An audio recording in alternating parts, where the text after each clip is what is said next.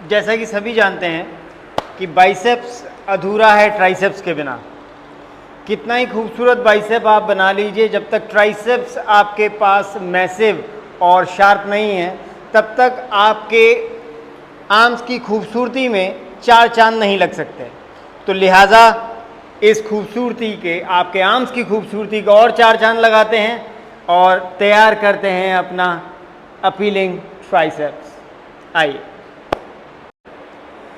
इस क्रम में सबसे पहली एक्सरसाइज ट्राइसेप्स की जो आपकी आने वाली है वो है लाइंग बार ट्राइसेप्स कर्ल। हमेशा याद रखिए, जब कभी भी हम बाइसेप को खूबसूरती, मैसिवनेस के साथ शार्पनेस देना अगर चाहते हैं, तो उसके लिए ग्रिप वाइड से शुरू करते हुए शॉर्ट पे ख़त्म करते हैं। तो पहला क्रम लाइंग बार ट्राइसेप्स कर लें।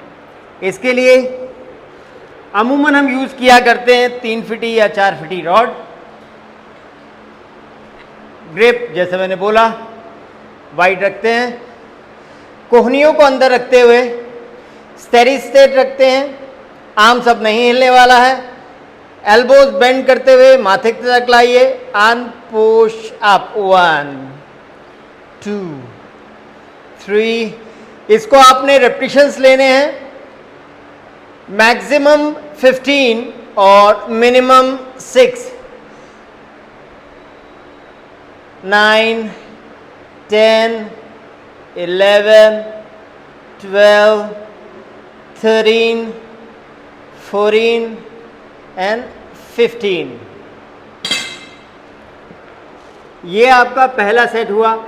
इसे वार्म अप सेट भी कह सकते हैं, क्योंकि इसमें हमने लोड तो लगाया ही नहीं। अब जैसे जैसे हम इसमें रेजिस्टेंस लगाते जाएंगे, वेट बढ़ाते जाएंगे, बराबर है वैसे हमारे रेपिटेशंस कम होंगे। तो इसीलिए ये लिमिट है 6 to 15। मैक्सिमम वेट हम इतना तक ले सकते हैं कि मर के निकलें चाहे, लेकिन 6 निकलने चाहिए। वेट बढ़ाते हैं। एक बहुत ज़रूरी बात, जब कभी भी आप लाइंग बार ट्राइसेप्स कर्ल कर रहे हों तो आप इन कॉलर्स का यूज़ ज़रूर करें। कारण क्या होता है कि जब आप लेट के आप कर्लिंग कर रहे होते हो, तो कभी कभी कोई हाथ, जो राइटी होते हैं खास तौर से, उनका राइट थोड़ा स्ट्रांग होता है कंपैरेटिव टू लेफ्ट, और जो लेफ्टी होते हैं उनका लेफ्ट स्ट्रांग होता है। तो जब हम कर्ल कर रहे होते हैं सेकेंड और थर्ड सेट्स में, जब थोड़ा वीक मसल थोड़ा सा फटीग लेता है, तो एक आर्म थोड़ा सा आपका डल चलने लगता है, दूसरा आर्म थ्रस्ट लेने लगता है। तो ऐसे में बार हल्का सा टिल्ट हो जाता है और जो वेट है ये खसकने लगता है। और अगर ऐसा होता है तो जहाँ गैप बढ़ता है वेट और आपके ग्रिप का, उस पर्टिकुलर पार्ट का जो झोल है वो गड़बड़ाने लगेगा, अनइवन आपका साइज दिखने लगेगा। इसलिए कॉलर जरूर यूज करें।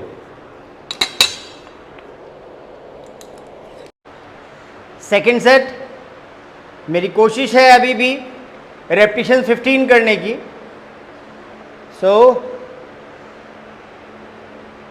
1 2 3 4 5 6 7। अब देखिए, मैंने कॉलर लगाए हुए हैं, इसलिए मैं बिना किसी टेंशन के मैं आराम से फोर्स लगा पा रहा हूं।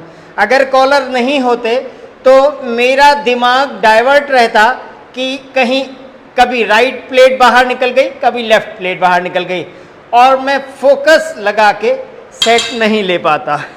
इसलिए कॉलर ज़रूरी है। फिर सेट बढ़ाते हैं, अब 2.5 किलो फिर बढ़ा लेते हैं।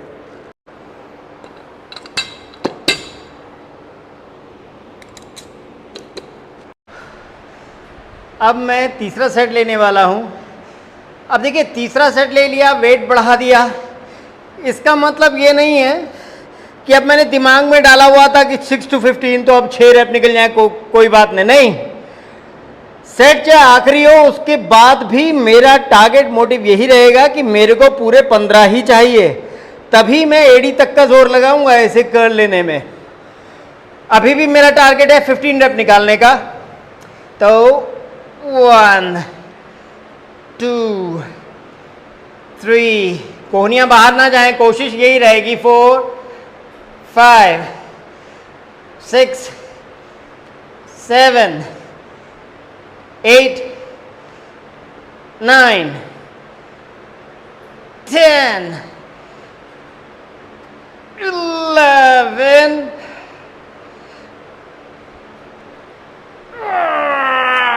12। तो अब ये 12 रैप निकले मेरे। कोशिश मैंने की, मैं 8 और 9 में ही रैप में लगभग ट्राइसेप पनाह मांग रहे थे, लेकिन मैंने पुश किया थोड़ा इसको 15 तक लेके जाने का, लेकिन 12 में ही मेरी बस हो गई। लेकिन अब फिर वेट बढ़ाएंगे। एक बात और विशेष मैं बताना चाहूँगा कि हमारे ही इंस्ट्रक्शंस होते हैं कि हमारी कोहनियाँ बाहर ना भागें, लेकिन जब हम अपने एफर्ट्स को और ज़्यादा बढ़ा के अपनी कैपेबिलिटी से ज़्यादा वेट उठाने का और नंबर्स ज़्यादा निकालने का प्रयास करते हैं, तब वो इंस्ट्रक्शंस हमको भूलते हुए, जैसे हमने बोला कि कोहनियाँ अंदर रखनी है, लेकिन ऑटोमेटिकली वो बाहर भागने लगती हैं कि हमारा उस मूव पे हमारी इंजरी ना हो पाए। तो इसलिए इन्हीं रैप्स को हम चीट रैप्स कहते हैं। तो ये कोई कमी नहीं है। जब हम अपनी कैपेबिलिटी को बढ़ाते हैं, हाई रेजिस्टेंस को अपोज करते हैं, तो ये चीट मूव आना स्वाभाविक है। तो ये कोई कमी बिल्कुल भी नहीं है। इसे बिल्कुल करना है, चीट रैप लेने हैं, जिसके चलते मेरा जो शरीर है, जो मेरे मसल है, वो ग्रोथ करेंगे। और जैसे जैसे हम ग्रोथ करेंगे वैसे वैसे हमारे मसल को और हम इंस्ट्रक्शन और रिस्ट्रिक्शन को फॉलो करने के लिए तैयार हो जाएंगे। Go!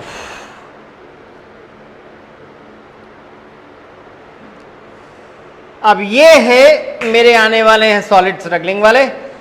हाँ जी, तो there and push up, 1 big boy, 2 bump, 3 up, bow up, 4 up, 4 up, 5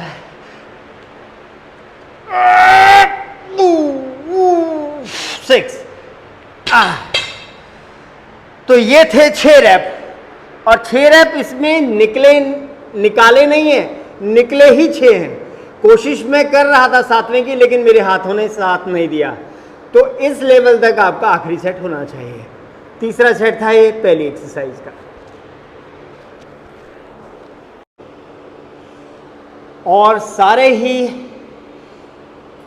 gym जाने वाले बच्चों को मेरी हिदायत नहीं कहूँगा, एक परामर्श है कि एक सच्चा लौह भक्त होने का वो सबूत दिया करें। इस लोहे की इज्जत करना सीखें। अगर आप इसे जितनी इज्जत देंगे, ये आपको उससे 100 गुनी इज्जत सामाजिक रूप में आपको बख्शेगा। तो इसको कभी लोहा ना समझें।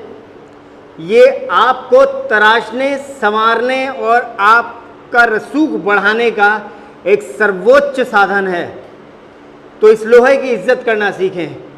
और उनमें सबसे पहले ये है कि आप जहाँ से जो सामान लें, चाहे वो आप घर पे कर रहे हैं, चाहे वो आप जिम में कर रहे हैं, जहाँ से आप जो सामान लेते हैं वहीं पे रखें। ये अपनी आदत में डालें। देखिए, ये बहुत छोटी छोटी आदतें आपको कहाँ से कहाँ ले जाएंगी, शारीरिक रूप से भी और सामाजिक रूप से भी। धन्यवाद।